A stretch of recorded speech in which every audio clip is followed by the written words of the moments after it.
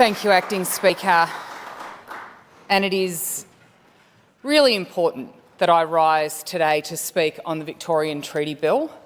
Some in this place know my deep connection to local Aboriginal community, both through friends, organisations obviously, and family.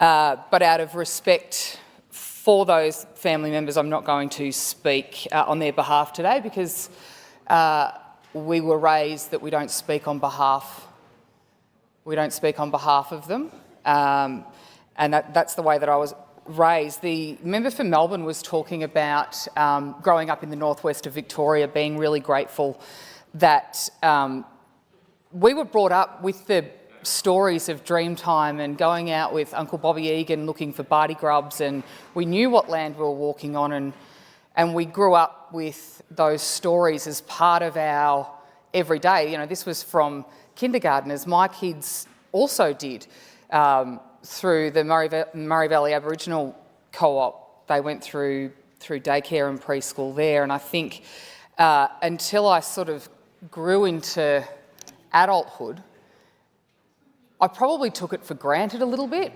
I didn't realise that there were some Victorians that may never have met an Aboriginal person before. That just came as a complete shock to me. I didn't realise that there were people that didn't know what land they were walking on. That also came as a complete shock to me because we grew up side by side. I went to school with a member of the Assembly. So these were just things that, you know, we played sport. I've got a very, very close friend and family, as I say. Now, let me say at the outset, as I always do, that of course I speak with deep respect for the traditional owners of the lands that I represent, the Latchi Latchi, the Taddy Taddy, the Barkindji peoples throughout the Mallee, and the thousands of First Nations Victorians who call our region home. Reconciliation isn't a word that I take lightly.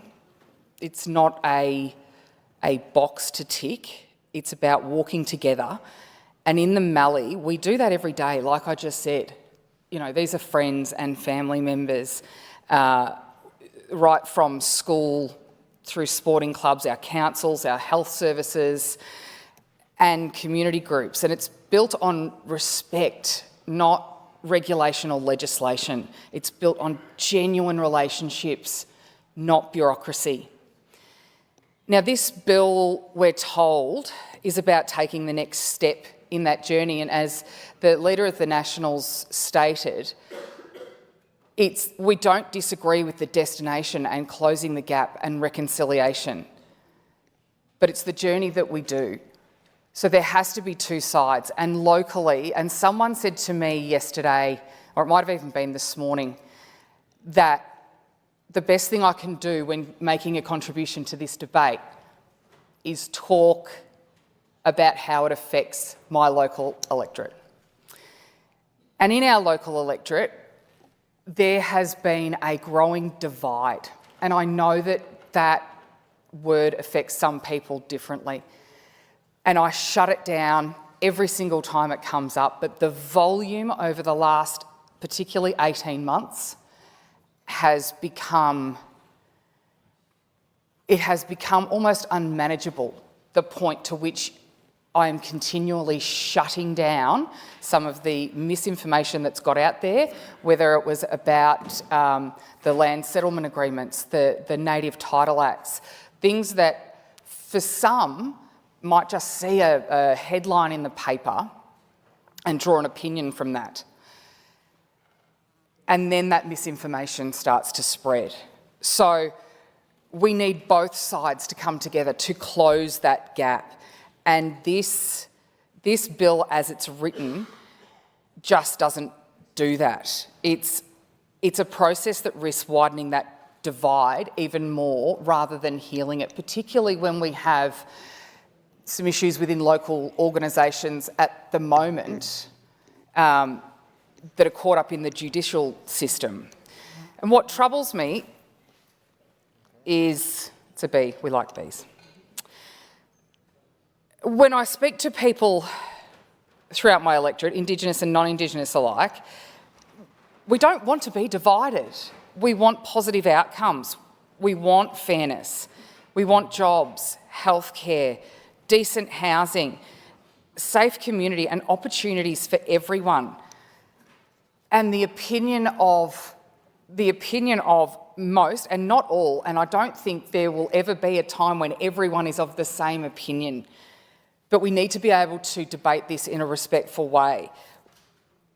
I just don't think we can legislate reconciliation. We have to live it every day, and until this society gets to a point where both sides or all sides of the debate come together to actually close that gap, I don't think we're living it. In Mildura, we see extraordinary examples of partnerships that are being done right each and every day. A couple of weeks ago, I was at Chaffey College for their NAIDOC week after they'd come back from school holidays. NAIDOC week to them isn't something that's celebrated over the week. It's a fabric of the school. Kian does such a fantastic job, and the young leaders there are amazing as well. The Clontarf Foundation that I have a fair bit to do with in Robinvale, Leon Johnson headed that up, and Leon's now the chair of Murray Valley Aboriginal Cooperative. The outcomes of that organisation, 0% youth crime rate in Robinvale.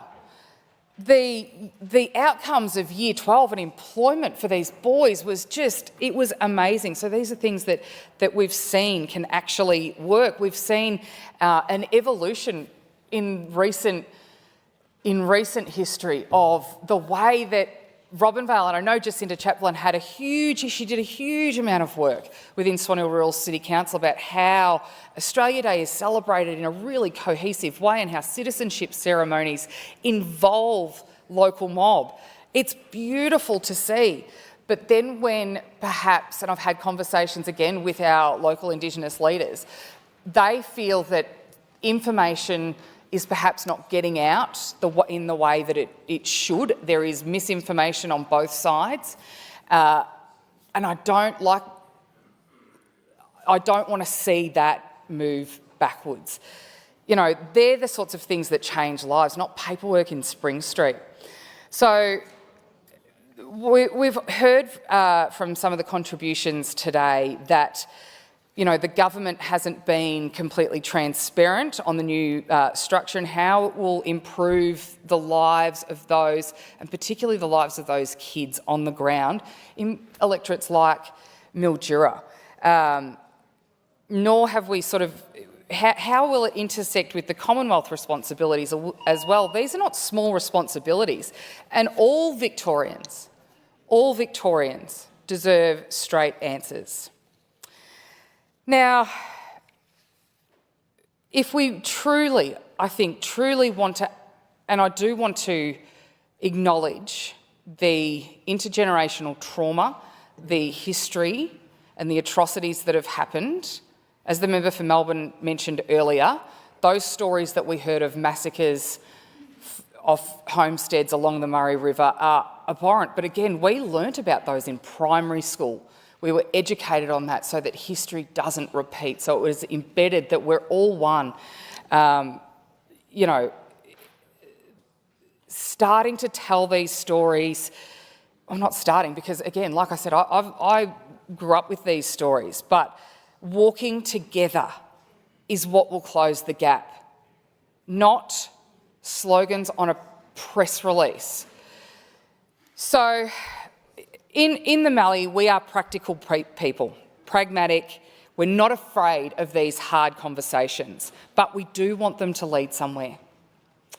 We want to see respect in action. And so while I acknowledge that history, the pain, the need for healing, I, along with the Liberals and the Nationals, can't support this bill in its current form because real reconciliation doesn't come from Parliament. It comes from people. It comes from communities like Mildura, like Robinvale, Sea Lake, Birchip, Donald, Charlton, and where locals roll up their sleeves and work side by side, and we care more about what unites us than divides us. That is the Australia that I believe in. That's the Victoria that I want to build for my kids, for your kids, for future generations.